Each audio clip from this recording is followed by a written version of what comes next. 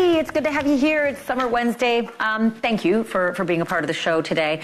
We are carrying on with a big story that we started talking about last night in depth. And tonight, it gets crazier. It also gets more frustrating because when you have a mystery that shouldn't be a mystery, you get a little annoyed when the police might have made it more of a mystery than it needs to be. All of it is about a woman named Ellen Greenberg who suffered a very painful, horrible death. Horrible. 10 stab wounds to the back of her head and neck. 10 more stab wounds to the front. Final plunge right into the chest. A knife like this. It's like a steak knife. You might have something like this in your home, right? Take a look at the injuries there. Look at those stab wounds. Imagine that. So the medical examiner said, that's a homicide, right? You and I know that. Look at the pictures. And then the medical examiner decided to change that designation to suicide. I know. I'm at a loss as well. So Brian Enton has been on the case. He has now spoken with Ellen Greenberg's parents. He has gone to the scene of where this happened in her apartment, and we have discovered a whole bunch of things that didn't happen. Things that might make you throw things at your TV set. Out of anger, frustration, but maybe mostly disbelief. All of that is coming in just a moment. And then you probably know the name. You may know her face, but 100% you know her voice because she's one of the most famous voices in the entire world, mostly because of comedy and animation, but not because of true crime. And yet, there is now a crossroads. I want to play a little clip just in case you don't know who I'm talking about. Take a listen. Can I ask you one more question about this exigency about getting into Mark's house? Sure. So he's been lying to you guys. He doesn't indicate he lives with anyone. You do have one dead body, and Sue, we're not sure she's going to survive. Did you catch that? That's totally Lisa Simpson. It's totally Lisa Simpson doing a podcast about true crime called Small Town Dicks. Before you get angry, I got an explanation about that title, and guess who's on the show tonight? The woman behind Lisa Simpson's voice, Yardley Smith. Can't wait to talk to her about this. Okay, also, big news in the low country. If you followed Alex Murdaugh, and I know you did, you probably think it's over, fella. You tried, you failed. No chance to get, a brand new trial because that clerk who was sitting just, off to your side, you went yammering away to the jury about how maybe they shouldn't be listening to everything you say, right? That was a big problem for Alex Murdaugh's defense attorneys. That clerk should never have said anything like that to the jury. That could have swayed their votes. In one instance, a juror said it did. And yet, he didn't get a new trial for that. And then it went to the Supreme Court in the Low Country. And the Supreme Court has a very different answer. I'm going to tell you all about it and then explain how another character in this whole saga, Cousin Eddie, has a whole new legal front and a whole bunch of headaches, like maybe 2 million headaches to deal with today. But let's start here. It is no secret that of all the stories we cover, and they're all important or interesting, or actually we hope both, our favorites are the mysteries, And the very best mysteries are very messy. Confounding on more than one level. And so we're taking a very close look tonight at a mystery that's been right under our noses for more than a decade. This one is as messy as they come. And the most confounding part of all is that nobody in authority seemed to think it was a mystery at all. It is the incredibly suspicious death of first-grade teacher from Philadelphia, Ellen Greenberg. We have brought you her story before. She was 27 years old. She was engaged to the love of her life when that life ended horrifically on January 26, 2011. Ellen was found dead on her kitchen floor with a knife sticking out of her chest. She had been stabbed 20 times, 10 to the back of her head and neck, and at least one stabbing happened after she was already dead. Understandably, the medical examiner ruled that death a homicide, right? But inexplicably, a few months later, he changed that ruling to suicide after a little pushback from the police. This is where I need to repeat that Ellen was stabbed in the back of her head and neck 10 times and stabbed in her front torso another 10 times, with the knife wound happening after she was already dead. And yet, a medical examiner in the United States of America went ahead and changed the manner of death from homicide to suicide. Ellen's fiancé shared the apartment with her and told police that he'd been downstairs in the gym, but that when he returned upstairs, he had to kick down the door to get in because she wasn't answering. His name is Samuel Goldberg, and he's the one who discovered her body. And we have aired a portion of his 911 call before, but tonight we're playing a whole lot more of it because it is fascinating. Have a listen. Help! I need everything now. I just walked into my apartment. My fiance's on the floor with blood everywhere. What is the address? 4601 Flat Rock Road. Please come. Help! 4601 Flat Rock Road. Is this a house or apartment? Oh no! Oh no! Apartment. It's an apartment. What apartment number? Please hurry, please. Where is she bleeding from? I don't know. I can't tell. No, so you have to calm yourself down in order to get you some help. I'm sorry. I don't know. I'm looking at her right now. I can't see anything. There's nothing broken. She's bleeding. Ellie! You don't know where she's bleeding from? Can't tell where blood's coming from? I think her head. I think she hit her head, I think. But it's everywhere. Okay, it's everywhere. She might have fallen. Do you know what happened? She may have slipped. There's blood on the table. Her face is a little purple. Okay, hold on for rescue for her. Stay on the phone. What's wrong? I went downstairs to go work out. I came back up. The door was latched. My fiance's inside. She wasn't answering. So after about a half hour, I decided to break it down. I see her now just on the floor with blood. She's not responding. Okay, is she breathing? Look at her chest. I need you to calm down, and I need you to look at her chest. It's really. I really don't think she is. Listen to me. Someone's on the way. Look at her chest. Is she flat on her back? She's on her back. So okay, look at her chest and tell me if it's going up and down, up and down. I don't see her moving. Okay, do you know how to do CPR? I don't. Okay, I can tell you what to do, okay, until they get there. I want you to keep her flat on her God. Hello? Yeah, hi, okay. Are you willing to do CPR with me over the phone until they get there? I have to, right? Okay, so get her flat on her back, bare her chest, okay? You want to rip her shirt off. Okay, kneel down by her side. Oh, my God. Ellie, please. Listen, you can't freak out, sir, because you okay, I'm trying not to. Her shirt won't come off. It's a zipper. Oh, my God. She stabbed herself. Where? She fell with a knife. Oh, no. Her knife's sticking out. What? There's a knife sticking out of her heart. Oh, she stabbed herself? I guess so. I don't know where she fell on it. I don't know. Okay, well, don't touch it. Okay, so I'm just let her down. Here now. I mean, what do I do? No, I mean, you can't. If the knife is in her chest, it's going to be kind of hard for you to do CPR at this time. Oh, no. Oh, my goodness. Okay. Oh, no, she stabbed herself? She fell on a knife? That is strange. It is strange. I'm not going to lie. It's strange. We also know that before calling 911, Samuel Goldberg made 2 other phone calls. One to his uncle, James Schwartzman, who at the time was a lawyer, but later became a judge, and another phone call to his cousin, Kamian Schwartzman, who was also a lawyer. Both Schwartzmans were allowed into the apartment right after Ellen's death. They said to get a suit for Sam for the funeral. But that is not all that they took. They also took Ellen's laptop and her cell phone, and they didn't give them back to the police for 3 days. Why police didn't have them already? There's a bit of a mystery, huh? But there's more.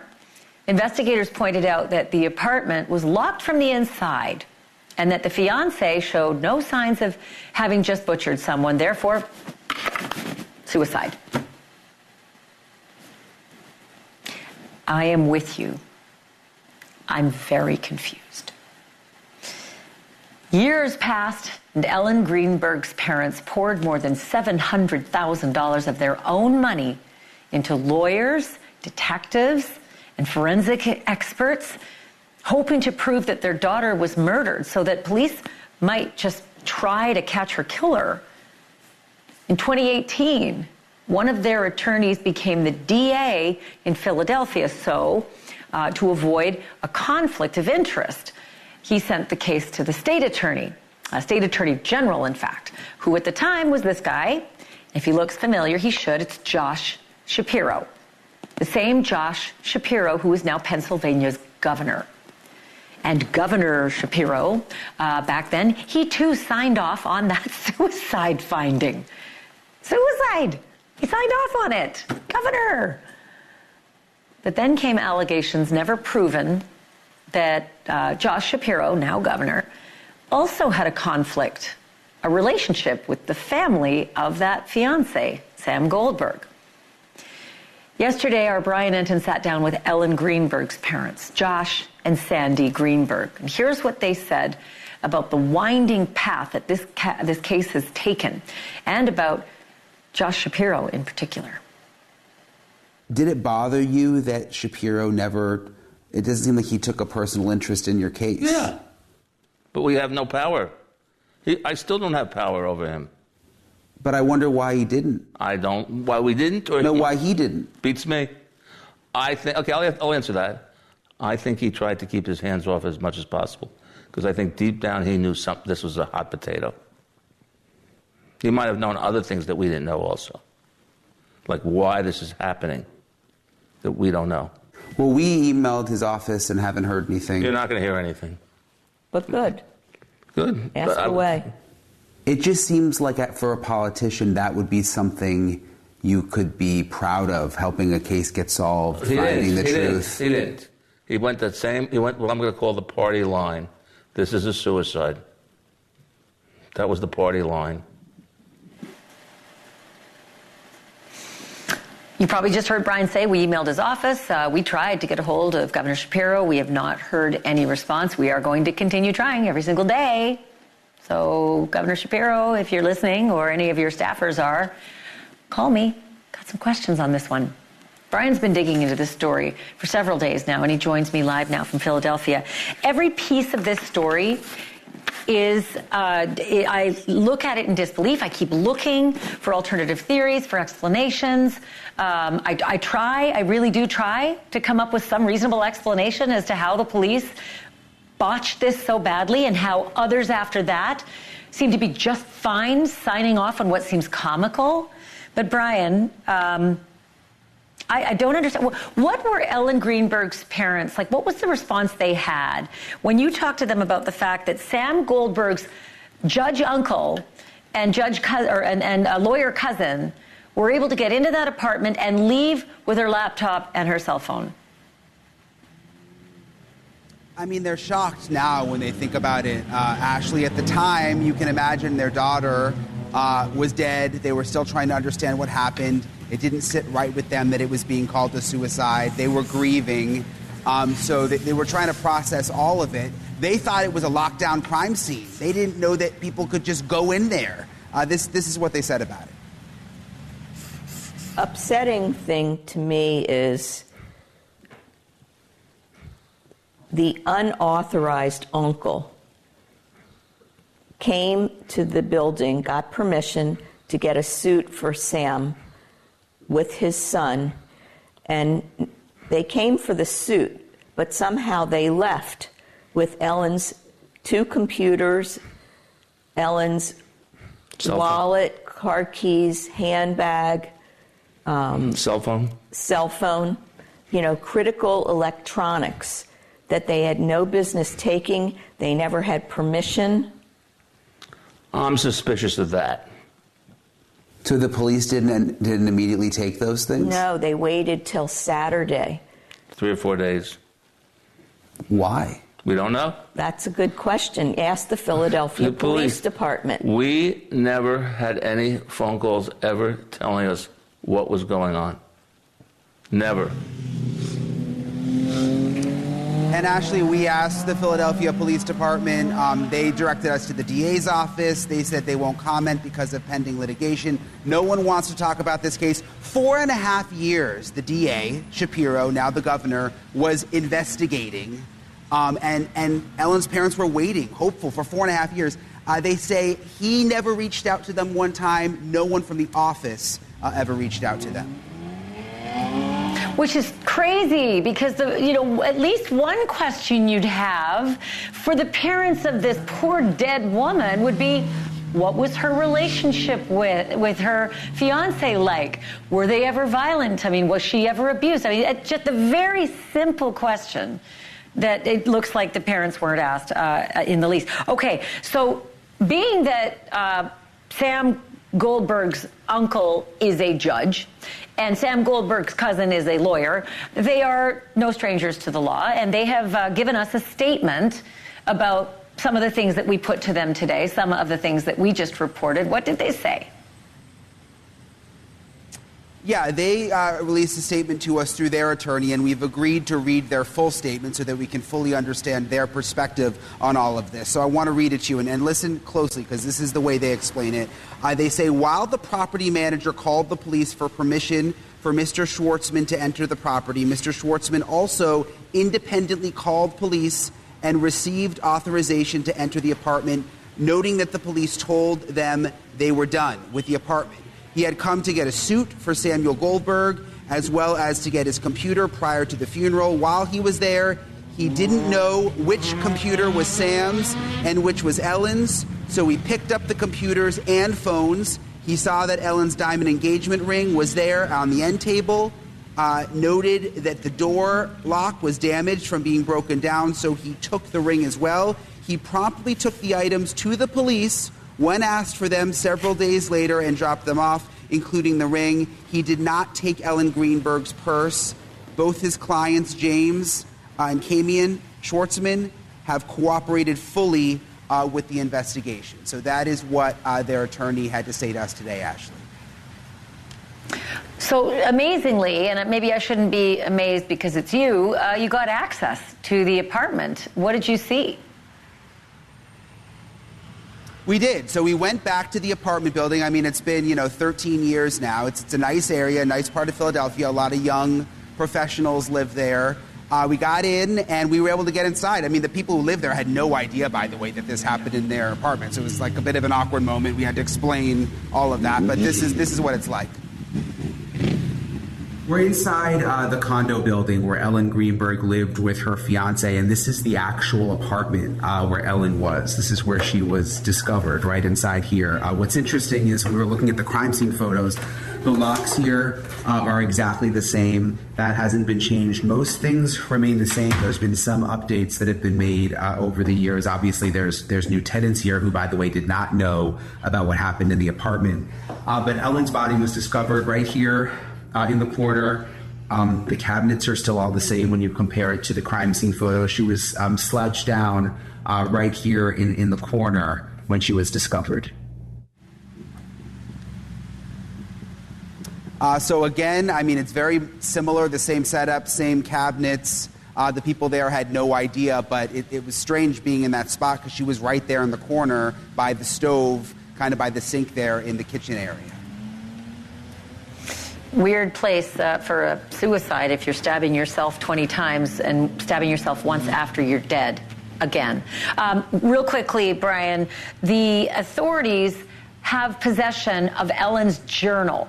If this is not a murder, nor is it an open investigation into a crime, why won't they or will they return the journal? Because Ellen's parents say they have not been allowed to get her journal back.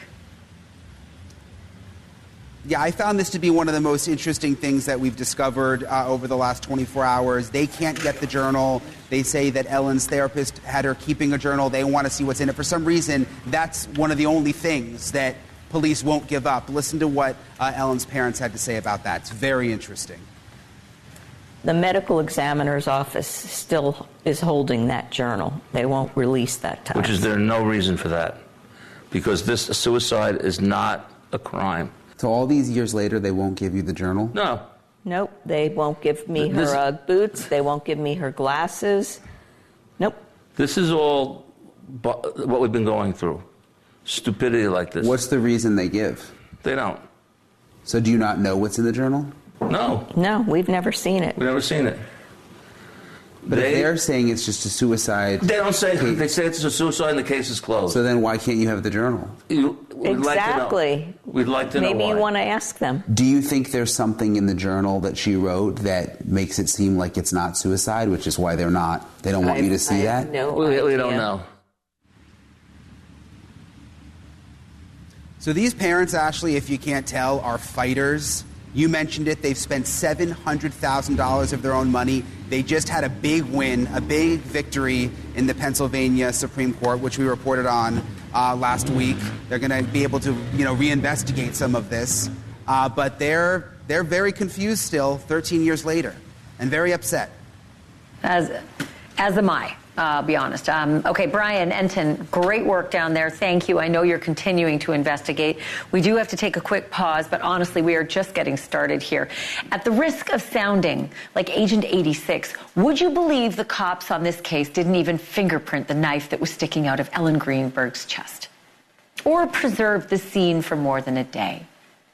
No one took that front door in for a closer look. And a cleanup crew went to town on Ellen's apartment before you could say forensic files.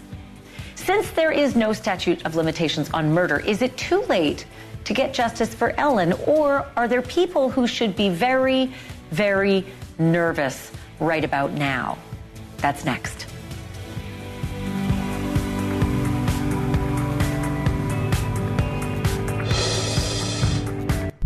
If all we knew was the phrase 20 stab wounds and the word suicide, this would still be a hell of a story. But there's so much more to that, more than we have even touched on.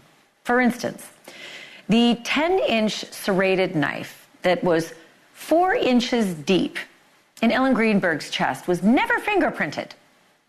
No luminol was ever used at the scene. Police allowed the whole place to be cleaned and sanitized the very next day, before any forensic examiners had a full once-over on that apartment. Ellen's arms were never measured to see whether it was even possible for her to reach behind her own head and stab herself in the back of the head and neck. I mean, look, don't do this, right? But just imagine for a moment, you're her, and you're reaching back, and you're trying to, I don't have the right trajectory. I'm pretty flexible, but I have to let go of the strength in the knife, the full grip, in order to get back there, let alone a slippery knife that's covered in blood from, 20 stab wounds? It's nuts. Here's something else that's nuts. Police never even checked under her fingernails. Sam Goldberg, the fiancé who found her dead, told 911 that Ellen was on her back. But police say Ellen was found sitting up against a kitchen cabinet. And the kitchen itself was clean when it should have been an absolute bloodbath. 20 stab wounds all around that really bloody part of the body. Ellen was also clutching a clean white towel. That's weird. So this is a chance to cue the experts. Nima Rahmani is a former federal prosecutor and president of the West Coast Trial Lawyers, and Alexandra Kazarian is a criminal defense attorney who spent almost a decade as a public defender in Los Angeles. Hello to the both of you. Nima, I'm going to start with you, just your general reaction to this whole fact pattern that I've just laid out. Well, I'm shocked, Ashleigh. Like you said, the investigation has been botched from the jump. And in addition to everything that you mentioned, there's no real physical way someone would kill themselves by stabbing, especially in the neck when it's excruciatingly painful and probably impossible to do so. But let's talk about the bruises that were on her body in addition to those 20 stab marks. So this investigation has been poorly handled, and it's not just what happened, it's the perception for about 13 years now that Ellen's murder has gone unsolved and that no one has had the interest or the time in actually doing so. So you said Ellen's murder, but the police say it's a suicide. And so, Alexandra, I'm going to ask you, with your knowledge of how medical examiners work, certainly alongside with police investigators, is it possible that this suicide could be reverted back to the original classification, which was homicide? Well, I'd love to talk about the medical examination that actually happened in this case, but apparently when the medical examiner who's referenced by the investigating agency was asked about this case, she said she had no knowledge, no recollection at all of the case at all. And she has no notes on it, and she doesn't remember writing a report. So I'd love to see what the medical report actually said at the time of the investigation, but apparently that's gone missing too. I just, it's such a wild case. I cannot imagine that there's a medical examiner out there that would actually put on paper that this is a possibility. And this is a great reason why qualified immunity should be rethunk. This is a huge issue why investigative agencies and police forces can't be sued when they botch investigations like this. Well, and speaking of botching, I can't even believe this is an addendum, but the police apparently didn't even report the 10 stab wounds to the back of her head and neck or the massive gash on the top of her head. They just didn't report that. There were 10 stab wounds and a knife plunged into her chest, but they just missed all that stuff in the back, all those knives in the back. Just didn't put it in the report. So why would they push? Why would the police push to have the homicide reclassified as a suicide? So that nobody asks what they were doing. Nobody questions it. If they don't have to prosecute anybody, then their investigation doesn't get looked at with a magnifying glass. Only a defense attorney who's defending their client is really going to be able to get in there, get access to all that evidence, get access to that diary so that they defend their client's rights. If there is no defendant, then there's no investigation. The parents right now are fighting that legal fight to say that we have standing. We should have the legal ability to get in there and get this information and really analyze it. But as a victim, you don't have that right. You have the right to have knowledge about an investigation, but not to actually pick it apart and look at the evidence in it. Alexandra Kazarian, thank you for that. Also, my thanks to Nima Rahmani, who had to scoot. But I just want to mention that tomorrow, Brian Enton has a lot more that's coming. He's going to be looking into allegations that Ellen was being abused. And also, we're going to dig into the claim that police say Sam Goldberg was with building security when he broke down the door, because the security has something to say about that. Still to come tonight. A voice that you'd know anywhere, and for good reason. You have heard it for almost 40 years, but you've never heard it like this. Yardley Smith will forever be known as the voice of Lisa Simpson, but now she's also the voice of a very popular true crime podcast covering murder and mayhem in small towns across the country. And Yardley Smith is live with me next.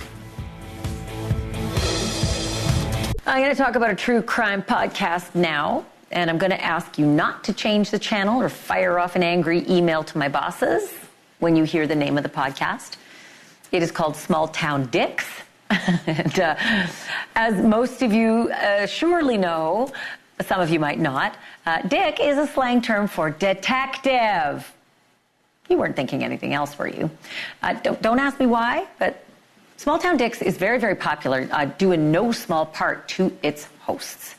There's Detective Dan and his twin brother, Detective Dave. There's cold case investigator Paul Holes, who is also a friend of this show. And there's a newcomer to the true crime space, but the most familiar voice of all. It's Yardley Smith, who's been the voice of Lisa Simpson for the entire 35 years of The Simpsons run on Fox. Yardley happens to be married to Detective Dan and has co-hosted Small Town Dicks since 2017. Here is a clip. Can I ask you one more question about this exigency about getting into Mark's house? Sure. So he's been lying to you guys. He doesn't indicate he lives with anyone. You do have one dead body, and Sue, we're not sure she's going to survive. Just sort of as a layperson, legally, that's enough for you to say, I don't need a search warrant right out of the gate. I can get into Mark's house because it's very possible other people are in danger.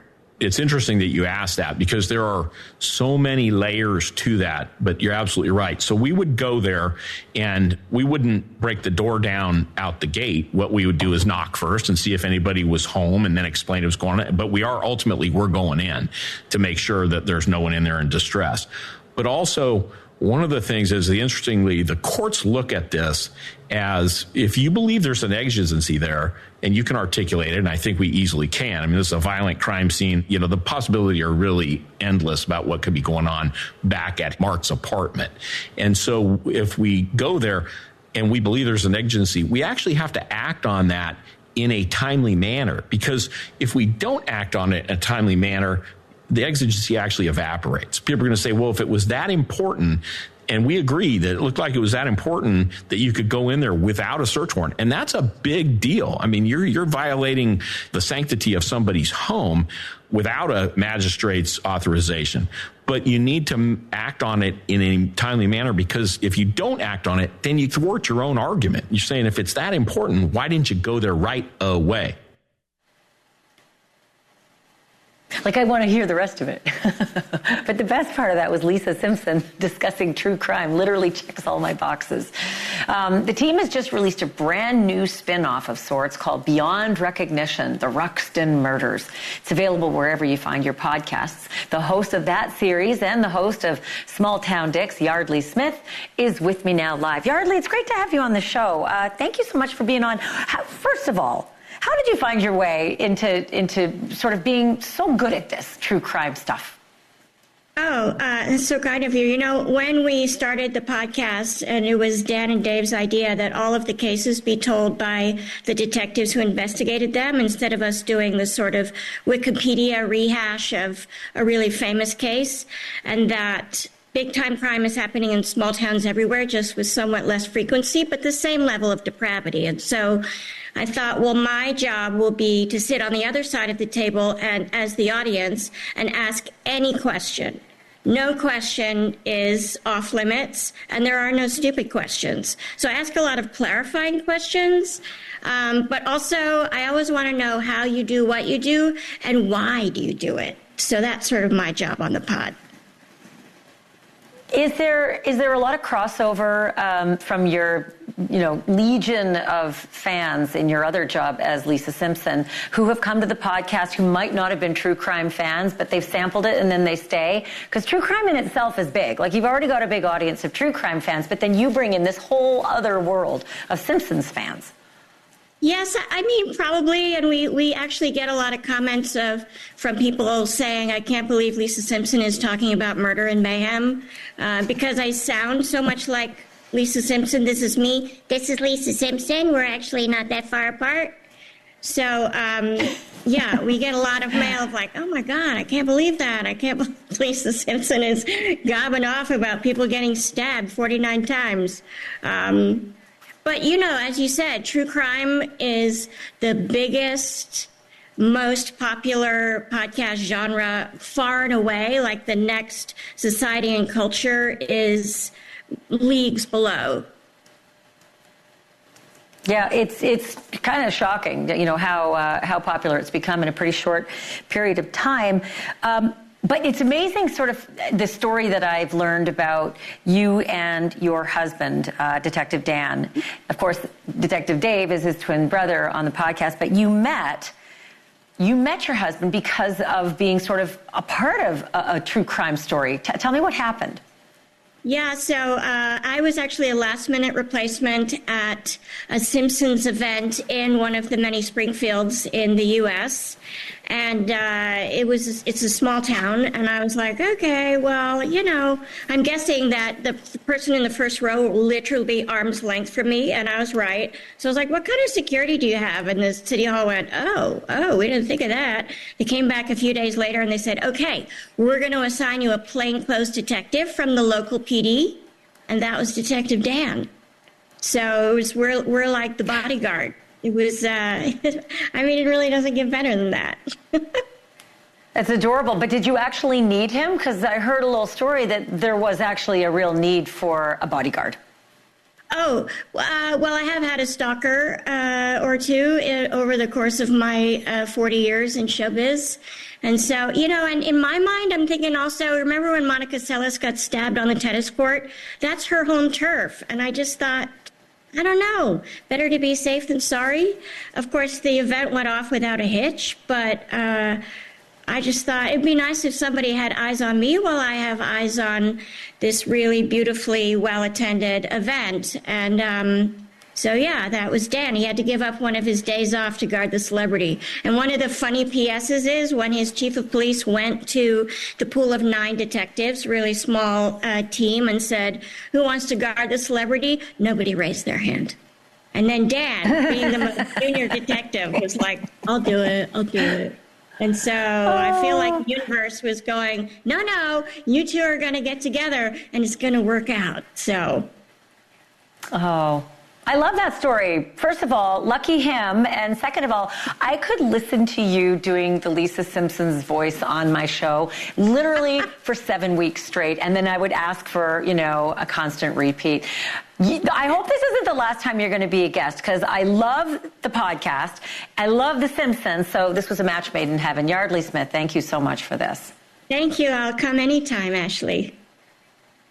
Yay! That's what I was hoping for. Let me give a plug here as well. Your new podcast series, Beyond Recognition, all about the Ruxton murders from the 1930s. First time forensics was used in a big way. It is something that you must behold. So there you go. Podcast plug, and look forward to our next offering. Thank you so much, Yardley. Thank you. Appreciate it. And you can get Small Town Dicks at smalltowndicks.com or anywhere you find your podcasts as well. Still to come. Reason number 1, why people who work in the justice system need to follow the rules. Because when they don't, justice takes longer, if it happens at all. Tonight, it's more likely than ever that Alex Murdaugh, the former Low Country lawyer / embezzler and convicted double murderer, might just get himself a brand new trial on those 2 murder counts. All because of a court clerk with a strong opinion and a taste for publicity. Bombshell update next. Let's take a look at those scenarios. JP Morgan Wealth Management has advisors in Chase branches and tools like Wealth Plan to help keep you on track. When you're planning for it all, the answer is JP Morgan Wealth Management. Is it still the trial of the century if it's thrown out and then done all over again? In the South Carolina Low Country, with a murder defendant named Murdaugh, the answer is probably yes. With all of the financial crimes that he committed on top of those murders, there's almost zero chance that Alex Murdaugh will ever leave prison alive, except maybe to go back and forth to court. But he may soon be going back and forth to court a lot more often than the South Carolina prosecutors would have preferred. This week, the state's highest court made a decision to hear Murdaugh's claim of jury tampering on the part of that clerk who ran the show at his murder trial. Remember her? Becky Hill. As I'm sure you know, the ink was barely dry on Murdaugh's guilty verdicts when the defense dropped a bombshell that Becky Hill had done something she shouldn't have. She had unfettered access to all those jurors, and she told them, in so many words, not to trust Murdaugh when he testified and to keep their deliberations short. Did that sway their verdict? Well, at a hearing in January, the judge actually asked the jurors if it swayed their verdict. Well, some of them said no, but one ex-juror said yes, that Hill did, in fact, sway her vote. I thought right then and there it was over. Mistrial. But no, the guilty verdicts were allowed to stand. Hold that thought, because now it's all very much in doubt. The Supreme Court has weighed in North Carolina on that matter. And so get your calendars out, because a date will be coming up where they will argue as to whether or not he should in fact get another trial. So it's not over. Not in a million years. All right, coming up next, depending on where you went to school, that lunch lady was either like everybody's grandma or like a creature from a movie who really cracks the whip at noon. But in one Illinois school district, the lunch lady was more like a soprano, like as in Tony Soprano. After the break, a million reasons the kids won't be seeing their lunch lady till they're well past college.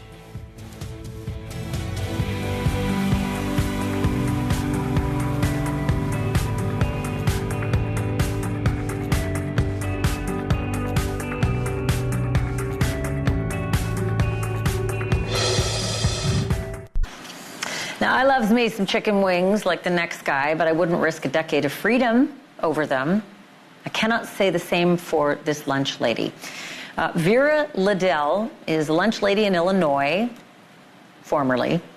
She orders millions of dollars in food for the kids in her district as her job.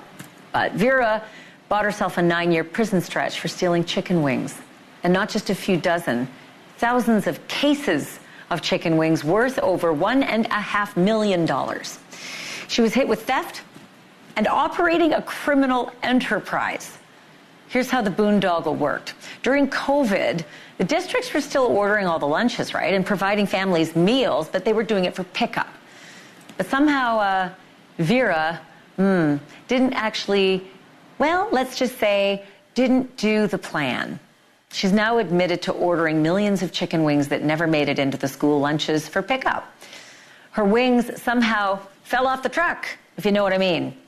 And a few days ago, at age 68, Vera Liddell pleaded guilty and was sentenced to prison time. And then there is this weird side note to this chicken caper. An NFL player has offered to pick up the tab.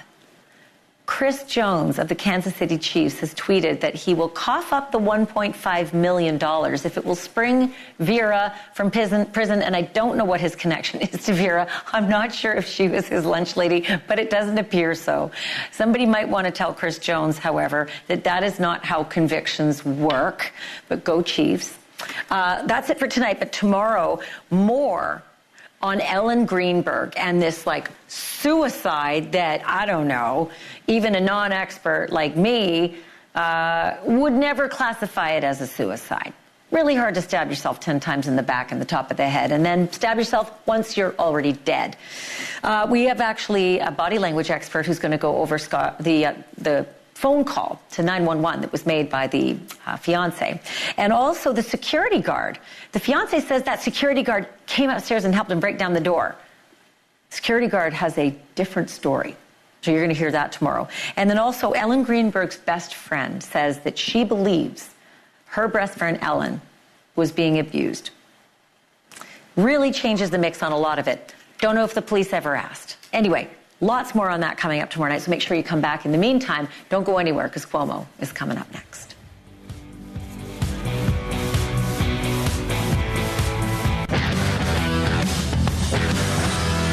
She breaks everything just like she broke the border, broke our economy. But soon we are going to fix every single problem Kamala Harris and Joe Biden have created, and we are going to save our country.